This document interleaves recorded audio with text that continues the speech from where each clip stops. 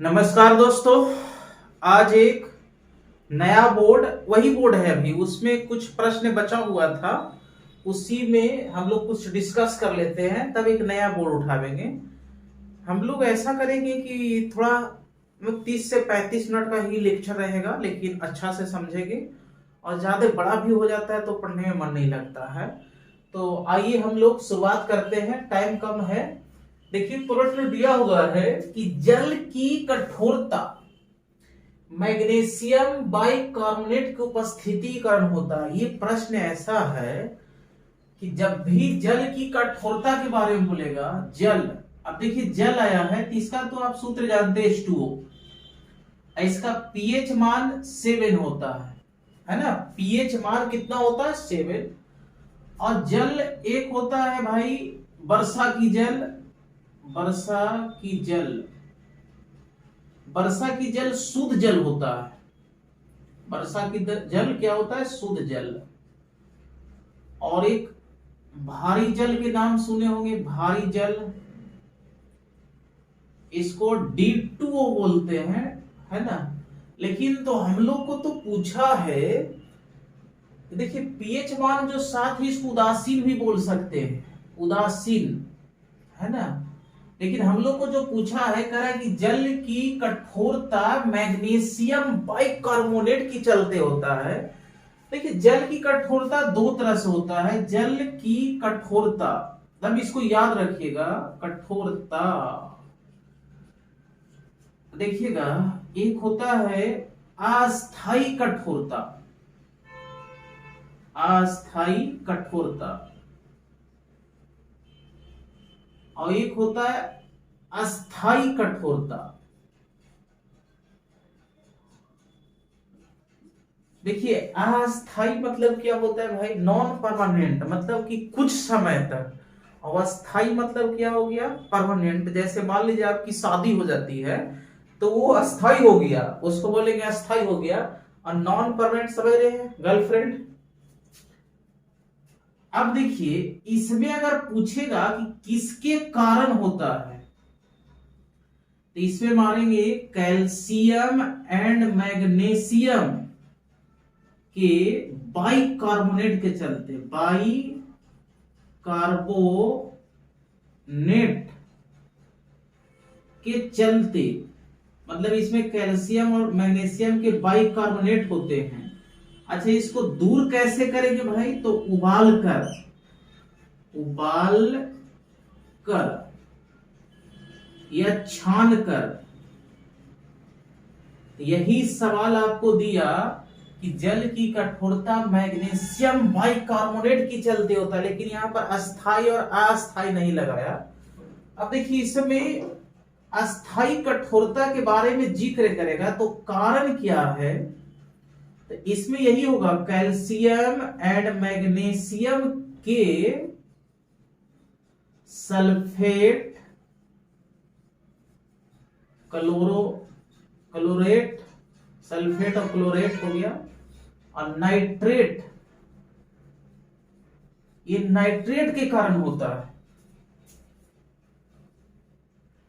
दिखाई तो दे रहा है, नाइट्रेट के कारण होता है। और इसको दूर कैसे करेंगे? दूर, अगर आपको दूर करना है तो एक आता है, इसको में याद रखिएगा, sodium, sodium zeolite, zeolite, sodium zeolite मिलाकर करते हैं।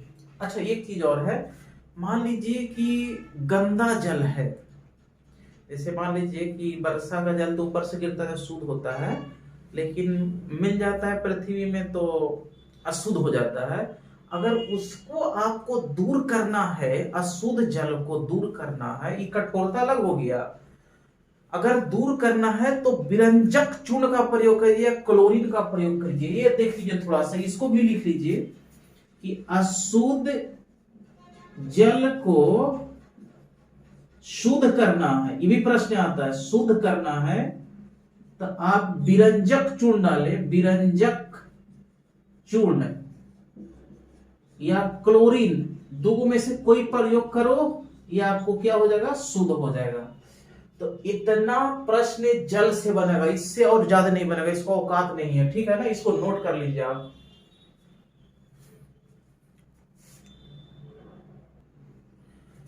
अब देखिए नेक्स्ट प्रश्न क्या है कि पृथ्वी, एक मिनट थोड़ा इंक डालते हैं। देखिए प्रश्न क्या है कि पृथ्वी का अपेक्षा चंद्रमा का द्रव्यमान 1/81 है। चलिए हम लोग चांद के पार, जैसे एक बार जानते हो ऐसे ही एक मूवी आई थी चांद के पार, तो हम लोग बड़ा ही चौ से सुन रहे थे भाई, देख रहे थे कि भाई हीरो हीरोइनी कहा जाएगा, भाई चांद पर जाएगा, लेकिन कहा जाएगा, सब यही पर सारा घूम रहा था। तो चांद पर अगर आपको देखिए, चांद से सवाल क्या बनता है पहले कि चांद का अध्ययन मतलब चंद्रमा का अध्ययन क्या कहलाता है, तो इसको पहले ही बताए थे, सेलेनोलॉजी, सेलेनोलॉजी। अच्छा, अगर भार पूछेगा, भार कितना भार हो जाता है पृथ्वी के तुलना में, तो 1/6 यहां पर अर्थ, अगर भार रहेगा तो 1/6, अगर द्रव्यमान रहेगा कि द्रव्यमान कितना है भाई, तो 1/81, 1/81 ये अर्थ के तुलना में। अच्छा यहां पर आप देखिएगा एक चीज और याद रखिए कि यहां पर क्या है भाई, टाइटेनियम, टाइटेनियम नामक तत्व उपस्थित है, तत्व है बहुत ज्यादा मात्रा में। अच्छा और देख लीजिए इसमें कि अगर पृथ्वी चंद्रमा के बारे में, हाँ हम लोग 27% भाग देख, 57% दिखाई देता है। इसमें याद रखिए आप कितना परसेंट दिखाई देता है, 57। ऐसे इसका चक्कर की संख्या कहता है, परिक्रमण, परिक्रमण मतलब ये पृथ्वी के चारों ओर कितना देर में घूम लेता है, तो 27 दिन 8 घंटा। अच्छा एक चीज और, ये पृथ्वी का ही एकमात्र उपग्रह है, पृथ्वी का एकमात्र उपग्रह है, इसको जीवाश्म ग्रह भी बोलते हैं, जीवाश्म ग्रह, जीवाश्म उपग्रह बोलते हैं। तो चंद्रमा को जीवाश्म ग्रह, उपग्रह लिखिए, उपग्रह। तो आप कम से कम चंद्रमा के बारे में इतना याद रखिए, चंद्रमा पर अभी तक 12 लोग पहुंच चुका है, 12 व्यक्ति कदम रख चुका है। आप बताइए नील आर्मस्ट्रांग कब गया था, जो अपोलो मिशन के तहत गया था, अपोलो 11, तो कब गया था उसको आप कमेंट करके बताइए। फिर है गन मेटल, तांबा, जस्ता और टीन की मिश्र धातु की बनी रहती है। तो पहले तो समझिए कि गन मेटल क्या है। तो गन मेटल जो बंदूक में जो होती है ना मेटल, जैसे कभी कभी बचपन में कविता मैडम सिखाते हो कि भाई बंदूक मत चलाना, किसी को मारना नहीं, तो भाई जो गन में प्रयोग जो मेटल होता है से किसका किसका बना होता है, तांबा का, जस्ता का और टीन का। इसी तरह से और कुछ मिश्र धातु है, इसको आप याद रखिएगा, मिश्र धातु जो मोस्ट इंपॉर्टेंट है, जो सवाल आती है। जैसे देखिए एक आता है जर्मन सिल्वर, जर्मन सिल्वर, तो इसको ट्रिक से याद रखिए, काजिनी। जैसे कभी कभी घर में बोलते हैं ना काजिनी कहां रख लो समझवा, तो कॉपर, देखिए ज से जस्ता और नी से निकेल। इसके बाद देखिएगा दो चीज देता है, फ्यूज, एक फ्यूज देता है और एक सोल्डर, दोनों एक ही है। सोल्डर मतलब फ्यूज और सोल्डर दोनों एक ही मिश्र धातु से बना हुआ है, या इसी को रांगा बोलते हैं। जो सोल्डिंग नहीं होता है सोल्डर वाला वो, तो इसको याद रखिएगा टीसी, टीसी ये ट्रिक है। कैसे याद रखिए, जैसे सोल्डर जब जलाते हैं, जब हम लोग क्या करते हैं वेल्डिंग करते हैं, टिस टिस करते रहता है, और फ्यूज भी उड़ता है तो क्या होता है बहुत कस कर टिस से बना होता है। तो टी से हो गया टीन और सी से हो गया सीसा, तो सीसा और किसका बना हुआ है, टीन से बना हुआ है। एक होता है रोल्ड गोल्ड, रोल्ड गोल्ड, या इसको बोलते हैं कृत्रिम धातु, कृत्रिम सोना, सॉरी, इसको आप याद रखिएगा, इसका होता है कुल। जैसे हम लोग सोना कहां पर प्रयोग करते हैं? अपना कुल खानदान में प्रयोग करते हैं। तो देखिए कुल ऐसे लिखा हुआ है तो कॉपर हो गया और एल्यूमिनियम हो गया। अच्छा एक और सवाल पूछता है पित्तल से, तो इसको याद रखिएगा। पिताजी बताइए क्या आ गया है? तो 30 हो गया पित्तल। किसका है? तो तांबा का है प्लस जस्ता का है। कुछ और है जो आपको प्रश्न आता है? कुछ और लिख लीजिए। इतना हो गया। और एक है कांसा, मोस्ट इंपॉर्टेंट। ये कांसा द मोस्ट इंपॉर्टेंट है, आप इसको याद रखिएगा। टीता, टीटा तो मतलब कांसा का ट्रिक है टीता। तब 3 हो गया और तांबा हो गया। तो ये मिलता है किस क्या बनता है भाई? कांसा बनता है। चलिए दूसरा प्रश्न लगाइए।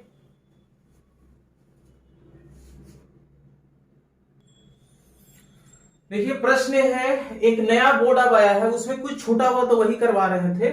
अब देखिएगा आप लोग पेज नंबर 31, ठीक है ना? पेज नंबर 31 ऐसे ही पलटिएगा तो आपको पहला प्रश्न मिलेगा कि मौलिक कर्तव्य स्पीडी का, कि मौलिक कर्तव्यों का प्रावधान रूस के संविधान से लिया गया है। अब देखिए मौलिक कर्तव्य आया है तो मौलिक कर्तव्य से जितना सवाल बनता है अभी तक पूछा है उसको थोड़ा सा देखेंगे। पहले समझिए कि मौलिक कर्तव्य एक मौलिक अधिकार क्या होता है। जैसे आपका मम्मी पापा जो है से घूमने का अधिकार देते हैं, फिरने का, बोलने का अधिकार देते हैं, पढ़ने का स्वतंत्रता देते हैं, प्रेस की स्वतंत्रता, सब अधिकार है। लेकिन बताइए अगर आपके माता पिता इतना अधिकार दे रहे हैं तो आपको कर्तव्य है उनको सेवा करना, है ना? अगर वो अधिकार दिए हैं तो आपको तो लास्ट में सेवा करना बहुत ही बड़ा कर्तव्य बनता है। तो ऐसे ही हमारे संविधान में 6 अधिकार दिए गए थे लेकिन कर्तव्य नहीं दिए गए थे कि भाई भारत के लिए आम जनता को क्या करना चाहिए। तो इसी को बाद में जोड़ा गया संविधान में, पहले नहीं था। देखिए इसको क्या समझेंगे? मौलिक कर्तव्य, मौलिक कर्तव्य। तो सबसे पहले ये भाग कितना भाग में है? संविधान के भाग 4 के का में है। संविधान के भाग जब 4 पढ़िएगा तो उसका का पढ़िएगा तो ये आवेगा। अगर अनुच्छेद पूछेगा, अनुच्छेद, तो 51 के का में है, 51 के का में। और किस देश से लाए हैं तो देश पूछेगा तो रूस से लिए हैं। अभी हम लोग देखिए कि पहले से मौलिक अधिकार नहीं था, मौलिक कर्तव्य नहीं था, तो हम लोग 42वां संविधान संशोधन जो 1976 में हुआ था, 42वां संविधान संशोधन 1976 में जोड़ा गया, जोड़ा गया। अब भाई अब जोड़ा गया होगा तो कुछ तो कमेटी बनी होगी, ऐसा थोड़ी है कि कितना जोड़ना है कितना हटाना है। तो इसके लिए एक कमेटी बनी थी, समिति, मौलिक कर्तव्य के लिए एक समिति बनी, उसका याद रखिएगा स्वर्ण सिंह समिति। स्वर्ण सिंह कांग्रेस वाला बनाया था। तो स्वर्ण सिंह समिति ने सिफारिश किया कि भारतीय संविधान में मौलिक कर्तव्य होना चाहिए। अगर आप किसी को अधिकार दे दिए तो आपको कर्तव्य भी देना बहुत जरूरत है। ये 10 मौलिक कर्तव्य दिया, 10 मौलिक कर्तव्य दिया। और बाद में एक जुटा, ये एक जुटा बाद में तो कुल मौलिक कर्तव्य की संख्या जो है, कुल कर्तव्य की संख्या जो है, अब सवाल उठता है कौन कौन है सर? कर्तव्यों की संख्या जो है 11 है। पहले से 10 था लेकिन एक बाद में जुटा, तो कौन जुटा भाई? इसको भी याद रखिएगा कि 6 से 14 वर्ष के बच्चों को निशुल्क शिक्षा, निशुल्क शिक्षा, जैसे आंगनबाड़ी में होता है ना, छोटा बचपन के पहले से पहला दूसरा छोटा रहता है तो आंगनबाड़ी से निकलता है जाके स्कूल में पढ़ता है तो एकदम निशुल्क पढ़ता है, कोई फी थोड़ी लगता है। अब देखिए सरकारी में पढ़ाइएगा तो फी तो नहीं लगेगा, प्राइवेट में पढ़ाइएगा तो देना तो पड़ेगा। तो 6 से 14 वर्ष के बच्चों के लिए निःशुल्क शिक्षा। अब यहाँ पर एक सवाल होता है कि पहले से 10 वो था, अब एक जोड़ा गया तो कैवी संविधान संशोधन, तो 86वां संविधान संशोधन, संविधान संशोधन ये 2002 में हुआ था, तो इसको भी याद रखिएगा। और इसमें और क्या देखिएगा, हाँ अब यहाँ सवाल उठता है कि सर कर्तव्य क्या है। जैसे अधिकार तो हम लोग जानते हैं, स्वतंत्रता का अधिकार होता है, शिक्षा का अधिकार होता है, तो कर्तव्य क्या होता है। देखिए कर्तव्य का मतलब हुआ कि आप जितने भी सरकारी चीज है, जैसे सरकारी स्कूल है, जो भी है संस्थान है, तो उसको आप रक्षा कीजिए। और हम लोग क्या करते हैं, जैसे सरकारी स्कूल में मार फोड़ो, इधर करो उधर करो, किंतु बनाए करते हैं। तो ये सब होता है कर्तव्य कि आपको सरकारी चीज को बचा के रखना है, पेड़ पौधा जो है, पर्यावरण को सुरक्षित रखना है, जो हमारे स्वतंत्रता सेनानी थे उनको दिल में बैठा के रखना, ये सब कर्तव्य हम लोग को है, तो बैठा के रखिएगा। देखिए तो भाग पूछेगा तो 4 के 1 बोलेंगे, अनुच्छेद कहेगा तो 51 के का बोलेंगे। कहां से लिया गया भाई, तो रूस के संविधान से। कैवी संविधान से, 42वां संविधान। कै वो दिया था, तो 10 वो। कौन समिति बना, स्वर्ण सिंह समिति। बाद में एक जुटा, 6 से 14 वर्ष के लिए बच्चों के लिए निःशुल्क शिक्षा। अब कब, कै, तो 86वां संविधान संशोधन 2002 में हुआ। कुल अभी कितना है, 11 है। अभी तक इतना से ज्यादा सवाल नहीं पूछेगा, समझ रहे ना। पूछ देगा तो हम बंद कर देंगे बना वाला वीडियो। चलो आगे चलिएगा। कह रहा है नमक हैलाइड से निकलता है, मतलब नमक के जो खनिज है, जो खनिज का नाम है से हैलाइड है। तो इसको आप याद रखिए, जैसे नमक कैसे मांगते हैं, हेलो दो नमक, हेलो, तो हैलाइड से क्या लेते हैं भाई, हैलाइड से क्या निकलता है, नमक। तो नमक प्राप्त हैलाइड से, हैलाइड। अच्छा नमक को हम लोग टेबल साल्ट बोलते हैं, नमक को टेबल साल्ट बोला जाता है। टेबल कहीं टेबल पर रहता है, टेबल साल्ट। अच्छा एक प्रश्न है कि नमक का जो सूत्र होता है NaCl होता है, NaCl होता है। तब यहां से एक प्रश्न आप लोग बताइए कि नमक पानी में क्यों घुल जाता है। अब वो सर घुल जाए करते उसमें क्या दिक्कत है, तो आप इसका उत्तर दीजिएगा कि सोडियम और क्लोरीन अलग अलग बिखर जाता है, ठीक है ना, टूट जाता है, इसलिए क्या हो जाता है, घुल जाता है। अब इसके बाद ये प्रश्न है, थोड़ा सा इसको हम मिटा देते हैं, इसको लिख लीजिए आप लोग।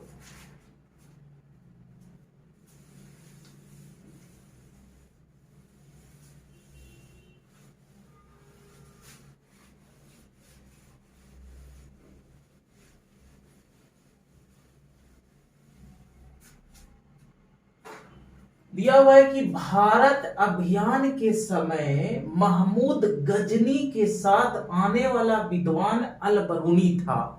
वही गजनी, वही महमूद गजनी जो 17 बार भारत पर आक्रमण किया था, इनलैकवा। अब थोड़ा सा महमूद गजनी के बारे में जितना सवाल बन सकता है थोड़ा समझिएगा। देखिए एक थोड़ा सा प्रोसेस से चल रहे, एक गजनी वंश था, एक गजनी वंश। ये गजनी वन अफगानिस्तान में था, अफगानिस्तान। वहां का ऐसे भी सब देख रहा था आतंकवादी लोग हैं। कई बार सवाल पूछ देता है कि वर्तमान समय में गजनी कहां पर है, तो अफगानिस्तान में है। तो इस गजनी वंश के संस्थापक जो था, संस्थापक अल्प तगीन था, अल्प तगीन, ये नाम है अल्प तगीन, ठीक है ना। और इसका एक दामाद और गुलाम था, उसका नाम था सुबुक्तगीन। इसका दामाद इसका दामाद था सुबुक्तगीन, और इसी का बेटा हुआ महमूद गजनी। अब देखिए क्या हुआ, जब अल्प तगीन का मृत्यु हुआ तो उसका दामाद कब्जा कर लिया सुबुक्तगीन, और सुबुक्तगीन जब मरा तो कौन आ गया, महमूद गजनी। और यही है महमूद गजनी जो 998 एडी में, ईस्वी में गजनी का ये शासक बनता है। जैसे ही शासक बना तो उसका नजर भारत पर पड़ा, कि भारत सोने का चिड़िया है, मतलब खनिज संपदा हर चीज में बहुत ज्यादा अव्वल था उस समय भारत। आज से लगभग 1000 बरस पहले की बात है, 1200 बरस पहले की बात है। तो गजनी सबसे पहले निगाह डालता है भारत पर, और भारत पर लगभग 17 बार आक्रमण करता है। ये 17 बार यहाँ पर है। अब देखिए हम लोग इसी को पढ़ेंगे, महमूद गजनी। तो इसमें लिखेंगे भारत पर 17 बार आक्रमण, ठीक है, किया। अच्छा, दूसरी बात, कुछ महत्वपूर्ण आक्रमण है उसको आप याद रखना है। 3 आक्रमण आपको याद होना चाहिए कि प्रथम किया 1001 एडी में, ईस्वी में, ये जयपाल पर किया था। जयपाल पर ये कश्मीर का शासक था, है ना, तो जयपाल पर करता है, तो जयपाल हार जाता है और बाद में बेचारा ये आत्महत्या कर लेता है। और मोस्ट इंपोर्टेंट, इसका सर्वाधिक महत्वपूर्ण आक्रमण था 1025 एडी में, सोमनाथ पर आक्रमण, सोमनाथ मंदिर पर आक्रमण।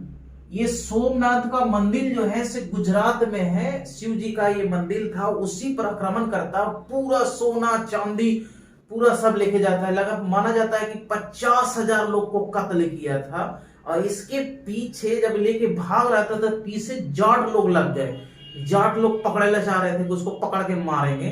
तो बड़ा ये गजनी बड़ा चालाक था, जानते क्या करता है, सोना चांदी जो लेता धीरे धीरे गिरे जाता था कि भाई तुम लोग चूल्हे में व्यस्त रहना इधर। तब उत लेके भाग जाता है, लेके चल जाता है, और गजनी में पूरा अपना सिंहासन में लगा देता है, फेंक फाक देता है, पूरा मौज मस्ती करता है। अब अंतिम आक्रमण जो होता है से जाटों के विरुद्ध होता है 1027 में, जाटों के विरुद्ध, वही जाट जो पीछा किया था, जाटों के विरुद्ध। तो लास्ट में फिर 28 मृत्यु हो जाता है, 1030 में मर गया, लेकिन तहलका मचा के गया। तो ये जब भारत आया था तो इसके साथ फुफ्फा लोग आए थे, इसके साथ आने वाला विद्वान, बस लास्ट हो रहा है, इतना से ज्यादा सवाल बनने करेगा। आने वाला विद्वान को आप फुफ्फा याद रखिएगा। कौन आया था भाई, फुफ्फा। तो एप से फिरदौसी, इसका नाम था फिरदौसी। ये पुस्तक लिखा है सहनामा, ये पुस्तक इसका है, बुक। और ऊ से हो गया उत्वी, इसी के साथ आया था। और एप से हो गया फारूखी,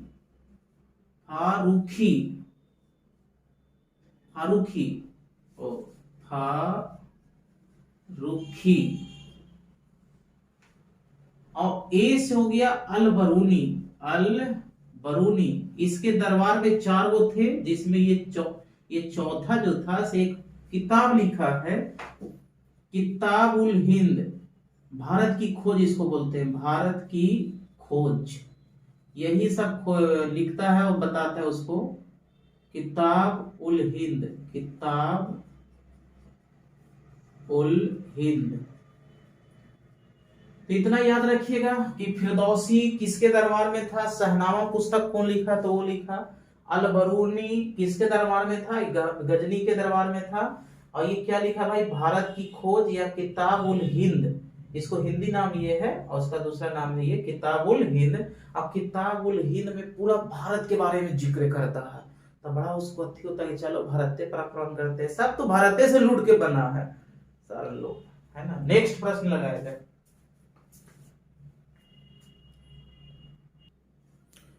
देखिए नेक्स्ट प्रश्न बचा हुआ है अभी और है कि राज्य विधानसभा की शक्ति जनता पर निर्भर करती है। जैसे संसद हम लोग पढ़े थे, तो संसद में था 2 सदन, एक लोकसभा थी और एक राज्यसभा था। तो राज्यसभा में आप देखे थे अस्थायी था, और लोकसभा क्या था, अस्थायी था। और लोकसभा में सब चुन के सांसद लोग जाते हैं, ठीक है ना, 5 साल उसका कार्यकाल होता है, और उसके मेंबर का होता है 6 साल। तो सेम वही प्रोसेस राज्य में भी होता है। यहाँ पर संसद ना होकर विधान मंडल होता है। देखिएगा इसको समझिए, विधान मंडल, विधान मंडल तो किसी राज्य में दो होता है, मतलब भवन, किसी में एक होता है।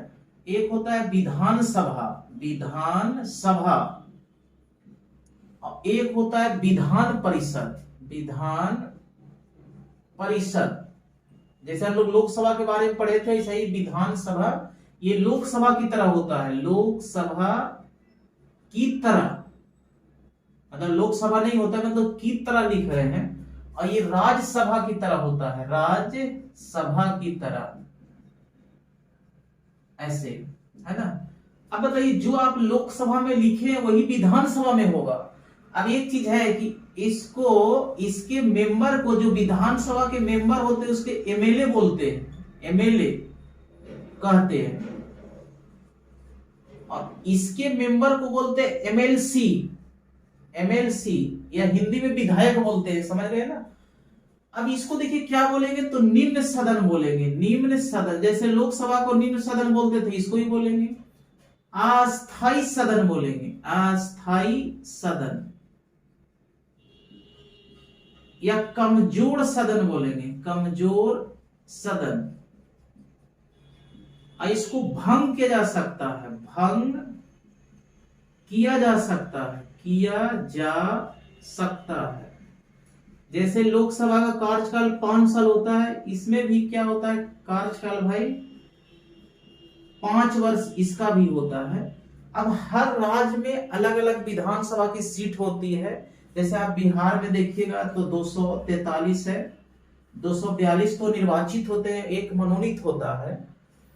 अब देखिए इसको बोलते हैं उच्च सदन बोलेंगे, उच्च सदन। जैसे राज्यसभा को हम लोग पढ़े थे कि राज्यसभा को बोलते हैं उच्च सदन, तो इसी तरह इसको बोलेंगे अस्थाई, अस्थाई सदन। और इसको बोलेंगे भंग नहीं किया जा सकता है, भंग कटपुट ना किया जा सकता है, ना किया जा सकता है। अच्छा, इसका कार्यकाल कितना होगा, इसके सदस्य का जो कार्यकाल होता है सिर्फ 6 साल होता है। अच्छा, इसमें जाने के लिए मिनिमम एज होना चाहिए 30 वर्ष। जैसे उसमें भी 30 था तो इसमें भी 30 है। और इसमें मिनिमम कितना होना चाहिए आपको, 25 साल। अगर आप 25 साल के हैं तो विधानसभा जाइएगा, अगर आप 30 साल के हैं तो इसमें जाइएगा। अब इसमें विधान परिषद सब राज्य में नहीं होता है, वर्तमान समय में 6 गो में है। तो नेक्स्ट में आएगा तो बतावेंगे कौन को। जैसे बिहार में आपको मिल जाएगा, महाराष्ट्र में भी मिल जाएगा, तेलंगाना में मिल जाएगा। तो कुछ कुछ राज्य में, कुछ कुछ राज्य में नहीं है। नेक्स्ट प्रश्न है कि white house Washington DC, Washington DC USA के राष्ट्र, white house Washington DC USA के राष्ट्रपति का क्या है, कार्यालय है, कुछ नहीं है। जैसे हम लोग का राष्ट्रपति जो बैठते हैं से राष्ट्रपति भवन में बैठते हैं, तो अमेरिका के जो राष्ट्रपति है वो कहाँ बैठता है, व्हाइट हाउस में बैठता है, उसका भवन के नाम है। अब देखिए अमेरिका के राष्ट्रपति के बारे में आया, तो अमेरिका के राष्ट्रपति से क्या सवाल बनता है। अमेरिका के राष्ट्रपति, देखिए इसका कार्यकाल जैसे भारत में होता है कै साल, 5 साल, देखिए इसका होता है 4 इयर्स, है ना, कि 4 इयर्स तक ही इसका कार्यकाल होता है। अधिकतम कितना बार बन सकता है, अधिकतम, अधिकतम बस 2 बार ही बन सकता है, 2 बार से ज्यादा नहीं। और भारत में क्या है कि जितना बार बनाओ, जितना खिचड़ी खाते रहो, कोई दिक्कत नहीं। और भारत में होता है राष्ट्रपति भवन, जो रायसीना पहाड़ी पर उपस्थित, रायसीना पहाड़ी पर है। अब नेक्स्ट प्रश्न बचा हुआ है, इसको हल कर लीजिए, है ना।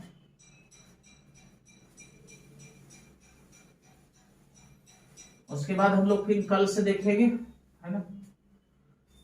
कर रहा है फ्यूहरर हिटलर के लिए प्रयुक्त हुआ है। अब देखिए हिटलर आया है तो हिटलर से जितना सवाल बनने लायक है, पूछने लायक है। देखिए फ्यूहरर मतलब होता है नेता, तो ये वाला नेता शब्द का जो प्रयोग हुआ है, जैसे हिंदी में इसको फ्यूहरर मतलब नेता होता है, किसके लिए प्रयुक्त होता है भाई, हिटलर के लिए था। हिटलर कहाँ का था, तो जर्मनी का था।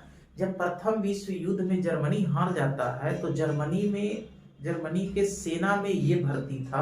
हार से इतना इसको गहरा चोट होता है, जो इसको हराया था जर्मनी को, बदला लेना चाहता था हिटलर।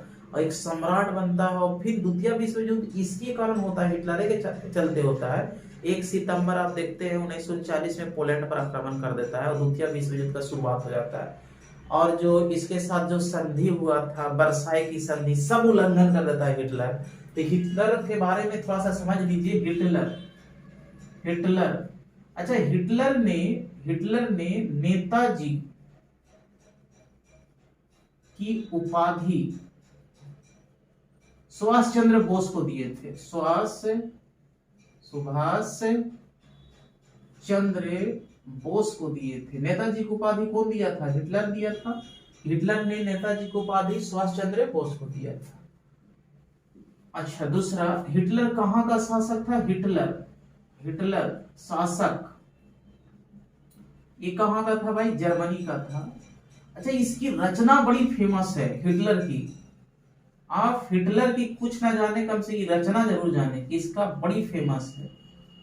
मेन केप देता है या मीन केप। और मीन केप जो है से किसकी रचना है? हिटलर की है। ये जब जेल में बंद रहता था पूरा ये बारे में रचना करता है। ये भारत के बारे में शब्द बोल देता है इसी किताब में। लेकिन जब सुभाष चंद्र बोस से मिलता है हिटलर तो बेचारा क्षमा मांगता है कि हम भारतीयों को थोड़ा सा नालायक समझते थे, लेकिन बड़ा ही तो अच्छा निकले सब। तो हिटलर की रचना ये है। इसमें और सवाल, एक चीज और है। हिटलर हाँ, नाजीवाद का जनक। नाजीवाद ये पार्टी थी जनक। किसको माना जाता है भाई? तो हिटलर को माना जाता है। आप लोग इतना प्रश्न को बढ़िया से डिस्कस कीजिएगा। अभी पेज नंबर 31 में और प्रश्न बचा हुआ है, तो कल से चलेंगे, ज्यादा लंबा वीडियो ना हो जाए, ठीक है ना। आप इतना याद कीजिए। देखिए, ज्यादा पढ़ने से क्या होगा, कम में पढ़िए लेकिन याद रखिए। अगर याद रखिएगा तो पढ़ने में मजा आएगा, ठीक है। Thank you for watching.